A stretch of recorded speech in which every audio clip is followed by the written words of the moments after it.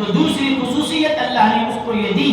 کہ اس کی نگاہوں میں خدا نے وہ تاثیر عطا کی ہے کہ وہ چاہے کتنی بھی دور کیوں نہ چلا جائے وہاں رہ کر اپنی نگاہ اپنے انڈوں پر رکھتا ہے، چاہے کتنا بھی اونچائی پہ چلے جائے، ایک کنارے سے دوسری کنارے پر بھی چلا جائے، برابر اپنے انڈوں پر اس کی نظر ہوتی ہے، اور جب تک اس کی نظر انڈوں پر ہوتی ہے انڈا خراب نہیں ہوتا، جب انڈے سے نظر پھیر لے انڈا پھر فاسد خراب ہو جاتا ہے۔ اگر یہاں انڈا دیا وہ اڑ گیا، اس کے بعد کوئی شکاری اس کو پکڑ کے چلا جائے تو پھر آ کر پلٹ کر دیکھو انڈے خراب ہو جاتے ہیں، یا پھر وہ تو اڑ رہا ہے کوئی آ کر انڈے چرا کر لا لے، پھر جیسے ہی نگاہ ہٹی وہ انڈا خراب ہو جاتا ہے۔ تو جب تک وہ ان انڈوں پر اپنی نظر جمایا ہوا رہتا ہے اس کے انڈے سلامت رہتے ہیں، وہ جہاں تک بھی غذا کی تلاش میں اڑتا ہے جاتا ہے برابر ان کے اوپر نظر رکھا ہوا رہتا ہے۔ جیسے ہی نظر ہٹی اور وہ غافل ہو گیا اس کے بعد سمجھو کہ اس کے انڈے برباد ہو گئے، اب اس کے اندر سے چوزے نہیں نکل سکتے۔ لہذا جتنی بھی دور جائے ہمیشہ اپنی نظر اپنے انڈوں پر وہ رکھتا ہے، شکار بھی کرتا ہے ادھر بھی نظر رکھتا ہے، اڑتا بھی ہے تو ادھر نظر رکھتا ہے۔ تو یہ ایک حقیقت کتابوں میں لکھا ہے۔ آج اگر کوئی اس کا انکار کرتا ہے تو وہ لوگ لے جا کر آپ کو بتائیں گے کہ دیکھیے اس کا انڈا ہے، اس کو ذرا لے جا گھر میں، یہاں ہے تو اچھا ہے، ذرا ہٹا کے دے اس کے بعد کیا ہوگا، یا اس کی ماں کو اس کے پاس سے دور کر دے اس کے بعد دے، اس کی نظر پڑنا جب بند ہو جائے اس کے بعد اس کا کیا حال ہوگا۔ یہ چیز ہے دنیا اس کو ثابت کر کے آج پیش کر رہی ہے کہ وہ پرندہ جو نہ جانے کتنی دور چلا جائے، کتنی ہی بلندیوں پر چلا جائے، ایک کنارے سے دوسرے کنارے پر، اور تالاب پہ اڑتا ہوا جا رہا ہے پانی پر، یہاں سے وہاں کہاں کہاں تک وہ بھی چلا جائے، لیکن جہاں بھی ہو اپنی نظر اپنے انڈوں پر رکھتا ہے، اور جب تک اس کی نظر اس پر ہے کوئی اس کو نقصان نہیں پہنچتا، کوئی اس کے اندر خرابی پیدا نہیں ہوتی، وہ جیسا ہے ویسے ہی رہتا ہے۔ تو بس یہ بات جب ہم دنیا کی تحقیق کے ذریعے مانتے ہیں تو پھر یہ کیوں نہیں مانتے ایک پرندہ اتنی دور سے رہ کر کسی بھی کنارے پر چلا جائے، کتنی ہی دوری پر کیوں نہ ہو، وہاں سے اپنے انڈوں پر نظر ڈال کر اس کی حفاظت کر سکتا ہے، تو ہمیں بھی یہ کہنے دو ایک پرندہ دور سے نظر ڈال کے اپنے انڈوں کی حفاظت کرتا ہے، تو یہاں سے یا غوث اعظم کہیں تو بغداد سے حضرت پیران پیر کی نظر کیسے اثر نہیں کرے گی، یہاں سے کوئی غریب نواز کوئی کہتا ہے تو اجمیر والے خواجہ کی نظر ہمارے دل پر کیوں نہیں پڑ سکتی۔ اگر اس پرندے کی نگاہ سے فیض سے انڈا خراب نہیں ہوتا ہے تو بزرگوں کی نگاہ سے انسانوں کا دل بھی سلامت رہتا ہے، اس کے دل سے نگاہ نہیں ہوتی ہے۔ ورنہ یہ بات ماننی پڑے گی آپ کو، انکار نہیں کر سکتے، ورنہ دنیا کہے گی آپ کو واہ ایک چھوٹے سے پرندے کی نگاہ میں تو تاثیر مان لی، لیکن اللہ کا پیارے بندے خدا کے ولی کی نگاہ میں کوئی تاثیر نہیں۔ چھوٹا سا بچہ جو نرسری کلاس میں پڑھ رہا ہے یا LKG UKG میں پڑھ رہا ہو، اس کو بلا کر پوچھو بیٹا یہ بول انسان بڑا یا پھر وہ ایک پرندہ بڑا ہوتا ہے، کون بڑے؟ چھوٹا بچہ بھی کہے گا کہ یہ بھی کوئی پوچھنے کی بات ہے نہیں، بچہ بھی کہے گا تو شاید لوگوں کو عقل ہے، تو یہ بچہ کہے گا نہیں انسان بڑا ہے۔ جب پھر یہ پوچھو کسی سے کہ پوری مخلوق میں جھاڑ دی، پہاڑ دی، آسمان، زمین، یہ سب کچھ نہ جانے کتنی کروڑوں مخلوقات ہیں، لیکن اللہ نے اپنا خلیفہ کس کو بنایا؟ اپنا خلیفہ کس کو بنایا؟ انسان کو بنایا۔ سب مخلوق ہیں، یہ اشرف المخلوقات بنایا۔ تو جس کو اللہ نے اشرف المخلوقات بنایا، جس کو اللہ تعالیٰ نے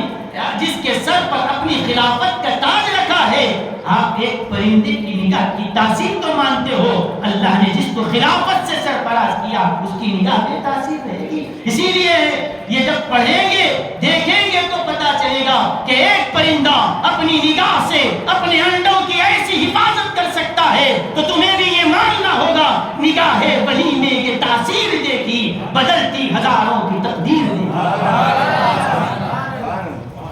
یہ کہنا پڑے گا، ورنہ پھر کیا انکار کریں گے؟ یہ حقیقتیں ہیں، دنیا آپ کے سامنے آپ کو کر کے بتا رہی ہے کہ آپ دیکھیے اس کے ابھی تو اس کے بارے میں اور جو عجیب و غریب چیزیں جو لکھی گئی ہے، وقت نہیں ہے پر عرض کروں، بس سمجھنے کے لیے میں مثال کر دیا۔ اب ہمارے لوگ جو ہیں بڑے ہوشیار ہوتے ہیں کہ بھئی اب اس کی نظر میں اتنی تاثیر ہے تو پرندے کے شکار کر کے اس کی آنکھیں نکالتے ہیں اور اس کو دوا کے طور پہ استعمال کرتے ہیں۔ اس کی رائٹ آنکھ کی خوبی ایک الگ ہے، الگ دوا میں استعمال ہوتی ہے، لیفٹ آنکھ کی ایک الگ اثر رکھتا ہے، ہر ایک چیز کی ایک تاثیر ہے۔ جب اتنی دور سے وہ نگاہ میں اثر رکھتا ہے، دواؤں میں بھی حکم اس کو استعمال کرتے ہیں، کچھ ترکیب ہے اس کی، اس طرح سے وہ استعمال کیے جاتے ہیں۔ غلط وہ ایک بات گفتگو الگ ہے۔ اللہ تعالیٰ نے اس طرح سے ایک دنیا میں نظام بنا کر رکھا ہے، سمجھنے کے لیے ایک پرندہ بھی تمہارے سیدھے راستے تک پہنچانے کے لیے کافی ہے۔ ہاں البتہ یہ کہیں گے ہاں انسان بڑا تو ہے لیکن وہ اڑ نہیں سکتا، پرندہ چھوٹا ہے اور اڑ سکتا ہے، یہی ہوگا نا، انسان بڑا ہے لیکن اڑ نہیں سکتا، پرندہ چھوٹا ہے مگر وہ اڑ سکتا ہے۔ ہم کہیں گے ہاں وہ عام انسان ہیں جو زمین پر رہتا ہے، کثافت کی وجہ سے، اپنے جسم کی وجہ سے، وزن کی وجہ سے وہ اڑ نہیں سکتا، لیکن اللہ تعالیٰ نے یہ صرف ایک ظاہری نظام نہیں رکھا، باطنی نظام بھی اللہ تعالیٰ نے رکھا ہے۔ فرمایا یہ دیکھو خدا کی قدرت ہے کہ اگر پرندوں کو اللہ نے اڑنے کے لیے بازو دیے، اگر پرندے اپنے پروں کے ذریعے اڑتے ہیں، اللہ بھی اپنے نیک بندوں کو ولایت کے پر عطا کرتا ہے، روحانیت کے پر عطا کرتا ہے، اور یہ اڑتے ہیں، یہ اڑتے ہیں تو آسمان اور فضاؤں تک پہنچتے ہیں، اور جس کو ولایت کے پر لگ جائیں وہ آسمانوں تک نہیں، وہ عرش کی سیر کیا کرتا ہے، وہ عالم والا کی سیر کیا کرتا ہے، تو اس کو روحانیت کے پر لگا دیے جاتے ہیں۔ اسی لیے یہ کوئی عجیب و غریب باتیں نہیں ہیں، کوئی جذباتی باتیں میں آپ کے سامنے کر رہا ہوں۔ آئیے حدیث شریف میں سناتا ہوں۔ نبی کریم صلی اللہ علیہ وسلم نے ارشاد فرمایا کہ جب کوئی شخص شہید ہو جاتا ہے، شہید آدمی کو اللہ تعالیٰ اس کے لیے یہ اعزاز عطا کرتا ہے، شہداء کو ایک جنتی پرندہ، حدیث شریف میں جس کا ذکر آیا ہے کہ وہ ہرے رنگ کا ہوتا ہے، اس کی گردن لمبی ہوتی ہے، وہ پرندہ اللہ تعالیٰ ان شہیدوں کو عطا کرتا ہے، اور ان شہیدوں سے کہا جاتا ہے یہ جنت کا پرندہ تمہاری سواری ہے، اس کے بیٹھو اور جہاں سیر کرنا چاہتے ہو کرو۔ چنانچہ وہ جنت میں یہاں سے وہاں، وہاں سے یہاں، جہاں چاہتا ہے وہ سیر کرتا ہے۔ تو اس طرح سے اللہ تعالیٰ شہداء کو سرفرازی عطا کرتا ہے کہ شہید مرنے کے بعد بھی جنتی پرندوں پہ بیٹھ کر وہ سیر کرتا ہے جہاں اس کا من چاہتا ہے، جدھر چاہتا ہے وہ جاتا ہے، اللہ تعالیٰ ان کو یہ احسان دیتا ہے۔ اور ہمارے صوفیاء کرام نے لکھا کہ میاں دیکھو شہید دو طرح کا ہوتا ہے، شہید دو طرح کا ہے، ایک ہماری اصطلاح کے لحاظ سے ایک ہے شہید حقیقی، ایک شہید حکمی ہے، یہ تو اپنی جگہ ہے، لیکن صوفیاء کہتے ہیں شہید ایک یہ ہے جو تلوار سے مارا جاتا ہے، ایک شہید وہ ہے جو تلوار سے کاٹا جاتا ہے، اور ایک شہید وہ ہوتا ہے جو شہید جنگ نہیں، شہید محبت ہوتا ہے، اور جو جنگ کے میدان کا شہید ہے وہ تلوار سے کاٹا جاتا ہے، اور جو عشق کے میدان کا شہید ہے وہ محبت کی تلوار سے کاٹا جاتا ہے، عشق کی تلوار سے کاٹا جاتا ہے۔ یہ بھی شہید عشق میں بھی گھل گھل کے، محبت میں گھل گھل کے اپنے آپ کو کاٹ دیتے ہیں، فنا کر دیتے ہیں۔ کہا کہ یہ بھی صوفیاء کہتے ہیں ایک شہید وہ ہے جو تلوار سے مارا جائے، ایک شہید وہ ہے جو عشق کی تلوار سے مارا جائے، اور کہتے ہیں کہ لوہے کی تلوار سے جب کوئی کٹتا ہے تو ایک جسم دو ہو جاتے ہیں، اور جو عشق کی تلوار سے کٹتا ہے تو دو کو ایک کر دیتا ہے، یعنی عاشق و معشوق ایک ہو جاتے ہیں، محب و محبوب ایک ہو جاتے ہیں۔ تو لوہے کی تلوار چلے تو ایک کو دو کر دیتا ہے، عشق کی تلوار چلتی ہے تو دو کو ایک کر دیتی ہے۔ اور یہ جو تلوار سے جو شہید ہوتا ہے یہ شہادت بھی، یہ بھی شہادت ہے۔ صوفیاء کہتے ہیں یہ ایک باطنی قسم کی شہادت ہے جو محبت اور عشق کے میدان میں عطا کی جاتی ہے۔ اور صحابہ کرام رضی اللہ عنہم کی موجودگی میں تابعین بھی ہیں، صحابہ بھی ہیں، حضرت سیدنا عبداللہ بن عباس رضی اللہ عنہما کا وصال ہوا. حضرت عبداللہ بن عباس کو نماز پڑھانے کے بعد صحابہ کے ساتھ آئے جنازے کے ساتھ. تابعین ہیں، اہل بیت سے ان کا تعلق ہے، حضور کے چچا کے بیٹے ہوتے ہیں. ان کو لا کر جب قبر کے پاس رکھا جا رہا تھا، حضرت عبداللہ بن عباس کو جب قبر میں اتارا جا رہا تھا تو غیب سے آواز آئی، یا ایتھا النفس المطمئنہ ارجعی الی ربک راضیۃ مرضیہ فادخلی فی عبادی وادخلی جنتی. دیکھا کہ آیت اتنی خوبصورت آواز میں کون تلاوت کر رہا ہے. جنازے میں شریک سارے لوگ دیکھنے لگے، کوئی پڑھ رہا ہے لیکن پڑھنے والا نظر نہیں آتا. قبر میں اتارا جا رہا ہے تو غیب سے استقبال ہو رہا ہے، غیب سے حق کی آواز آ رہی ہے. عبداللہ بن عباس کو لاؤ، ہماری بارگاہ میں پیش کرو. عبداللہ اس حال میں آ کہ اللہ تجھ سے راضی ہے، تو اللہ سے راضی ہے.